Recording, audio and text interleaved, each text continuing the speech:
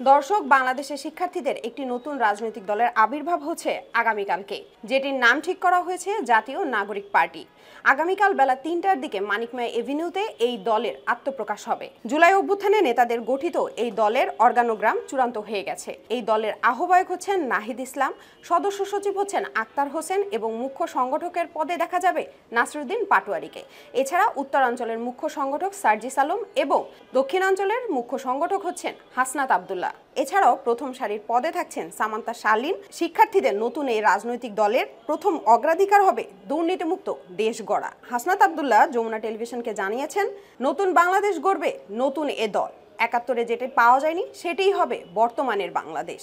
আগামীকালের জমায়েতে মানিকমেয়া এভিনিউতে উপস্থিত হবেন নাগরিক সমাজের বিভিন্ন রাজনৈতিক ও কূটনৈতিক ব্যক্তিবর্গরা। একই সাথে ২৪শে আন্দোলনে শহীদ হওয়া পরিবারের ব্যক্তিবর্গ এবং আহতদের সদস্যরা এবং আহতরা উপস্থিত থাকবেন। আন্দোলনে যে ২-৩ জন নেতা সরব ছিলেন তাদের মধ্যে নাহিদ ইসলাম ছিলেন অন্যতম।